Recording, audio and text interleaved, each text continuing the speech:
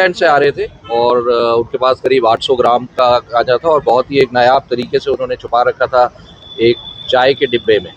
Thailand থেকে গাঁজা পাচারের বড় চক্রে এবার বড় সাফল্য পেল কলকাতা বিমানবন্দরের শুল্ক দপ্তর। শুক্রবার গভীর রাতে থাইল্যান্ড থেকে আসা এক যাত্রীকে সন্দেহজনক অবস্থায় আটক করা হয়। তল্লাশি চালাতেই সামনে আসে চাঞ্চল্যকর তথ্য। ওই ব্যক্তি চায়ের কৌটোর ভেতরে লুকিয়ে নিয়ে এসেছিল প্রায় 400 গ্রাম হাইড্রোপনিক গাঁজা। নমস্কার, আমি শুভেচ্ছা আর আপনারা দেখছেন সংবাদ বাংলা। কথা হবে চোখে চোখ রেখে। শুল্ক দপ্তরের আধিকারিকদের দাবি, উদ্ধার হওয়া এই গাঁজার বাজার মূল্য ভারতীয় মুদ্রায় প্রায় 30 লক্ষ টাকা।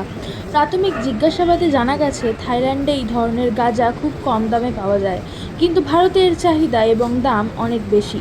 আর এই সুযোগকেই কাজে লাগিয়ে এই ধরনের পাচার চক্র সক্রিয় হয়ে উঠেছে। শুধু তাই নয়, শুল্ক দপ্তরের আরও দাবি, গত এক বছরে তারা প্রায় 417 কিলোগ্রাম গাঁজা বাজেয়াপ্ত করেছে। কখনো সবজির মধ্যে, কখনো আবার বিভিন্ন কৌশলে লুকিয়ে আনা হচ্ছে এই মাদক। ना देखिए, ऐसा है कि ये हाइड्रोपोनिक वीट जो एक तरह का गांजा है थाईलैंड में जो कि लीगल हो गया है, वो काफ़ी आता रहता है और देश भर के हर एयरपोर्ट पे हम लोग पकड़ रहे हैं।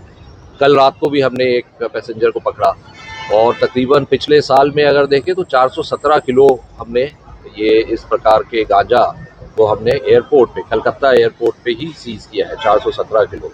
और पूरे इंडिया में देखें तो हज़ारों किलो की तादाद में ये हाइड्रोपोनिक वीट और जो मेनली थाईलैंड से आता है उसको हम पकड़े। तो ये कल वाला पैसेंजर जो थे वो कहाँ से आ रहे थे? थाईलैंड से आ रहे थे और उनके पास करीब 800 ग्राम का गांजा था और बहुत ही एक नायाब तरीके से उन्होंने छुपा रखा था एक चाय के डिब्बे में, जिससे कि बहुत मुश्किल हो जाता है हमारे ऑफिसर्स को ये पता करना कि इसके अंदर, क्योंकि जो एक्सरे इमेज आती है वो काफ़ी सिमिलर रहती है। तो ट्रेंड ये देखा गया है कि ज़्यादातर वो खाने पीने के सामान में, चाय में या सब्जियों में मिला के ले आते हैं, जिससे कि वो हमें इवेट करना चाहते हैं। लेकिन हम सतर्कता बरतते हुए उसको पकड़ते हैं और जैसा मैंने बताया 417 किलो हम पकड़ चुके हैं। तो प्राइस कितना है? कल कितने थे? प्राइस इसका तकरीबन इंडियन मार्केट में, इसका देखिए अलग अलग वैरायटी होती है और सबका प्राइस अलग होता है, लेकिन अगर एवरेज पकड़े तो करीब 35 लाख किलो यहाँ पे इंडिया में इसकी वैल्यू रहेगी और थाईलैंड में ये उससे काफ़ी सस्ता है और यहाँ पे प्रॉफिट मार्जिन है।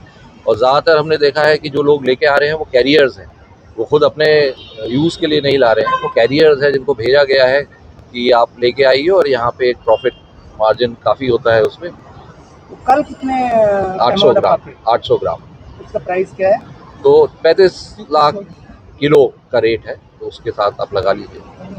बंगाल में चुनाव के समय ड्रग स्मगलिंग रोकने के लिए कस्टम्स की तरफ से क्या तैयारी है? देखिए, हम हमेशा सतर्क रहते हैं, चाहे चुनाव हो या ना हो हम। और जब इलेक्शन का समय आता है तो जाहिर सी बात है कि हम ज़्यादा सतर्कता बरतते हैं, लेकिन ऐसा नहीं है कि खाली हम इलेक्शन के टाइम में ही ऐसा करते हैं। और ये जो हम सीजर के आपके जो फिगर्स बताए ये पूरे साल के हैं, तो ये चलता ही रहता है, हम उसमें ढील नहीं देते हैं कभी भी।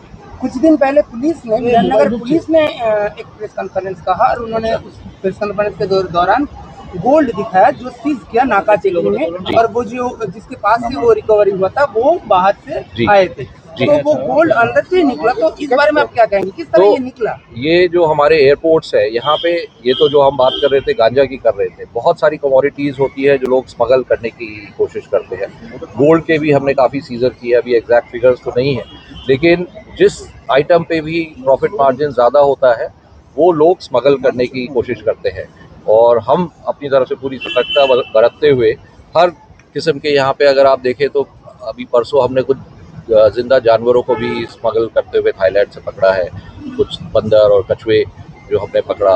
गोल्ड एक हमेशा से ऐसी कमोडिटी रही है जो लोग स्मगल करने की कोशिश करते आए हैं, क्योंकि उसमें भी प्रॉफिट मार्जिन रहता है। तो हम अपनी तरफ से पूरी सतर्कता बरतते हैं कि जो भी अगर कोई पैसेंजर स्मगलिंग तस्करी करना चाह रहा है तो उसको हम पकड़ने की अपनी पूरी कोशिश करते हैं। तो चुनाव के दौरान बॉर्डर के पार से बहुत सारा कॉन्ट्राबैंड भेजा जाता है, आप लोग इसको रोकने के लिए क्या कदम उठा रहे हैं? तो देखिए, कस्टम हर जगह है जहाँ भी बॉर्डर है, इंटरनेशनल बॉर्डर, एयरपोर्ट एक ऑब्वियस सा है कि यहाँ पे तो कस्टम की एक अलग कमिश्नरेट ही होता है जो भी इंटरनेशनल एयरपोर्ट है।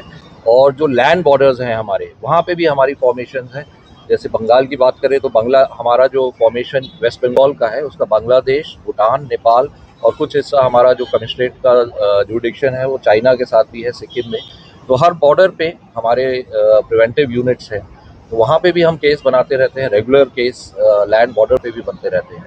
लेकिन हर जगह का प्रोफाइल अलग होता है। कहीं से आप कमोडिटीज़ जैसे है, सोना है, कई जैसे खाने पीने की चीज़ों को भी लोग स्मगल करते हैं, वाइल्ड लाइफ प्रोडक्ट्स को भी। तो हर जगह की प्रोफाइल अलग रहती है। सर आप बोल रहे थे हाइड्रोपोनिक गांजा, जी। लोकल गांजा और हाइड्रोपोनिक गांजा में क्या जी। डिफरेंस होती है और किन जगह से आमतौर से आती है ये हाइड्रोपोनिक गांजा? तो हाइड्रोपोनिक गांजा जो है एक खास तौर से नशे के लिए ही बनाया हुआ है। जैसे जो आप लोकल गांजा की बात कर रही है वो मिट्टी में उगता है, और ये जो है इसका जो बोलते हैं THC कंटेंट जो पोटेंसी बढ़ाता है, ये बहुत ज़्यादा रहता है एज़ कम्पेयर टू जो नेचुरल गांजा उगता है। तो इसीलिए इसका दाम भी ज़्यादा है और इसकी पोटेंसी भी ज़्यादा है। आपका पूरा नाम? विनायक आजाद। ধৃত ব্যক্তিকে আটক করে জিজ্ঞাসাবাদ চালানো হচ্ছে বলে জানা গিয়েছে। এই ঘটনার সঙ্গে আর কেউ জড়িত কিনা তা খতিয়ে দেখছে তদন্তকারী সংস্থা। মাদক পাচারের এই নিত্য নতুন কায়দা নিয়ে আপনাদের মতামত কি? কমেন্ট করে আমাদের জানান। ভিডিওটি ভালো লাগলে লাইক করুন এবং দেশ বিদেশের এই ধরনের গুরুত্বপূর্ণ খবরের আপডেট পেতে আমাদের চ্যানেলটি সাবস্ক্রাইব করে রাখুন। অসংখ্য ধন্যবাদ।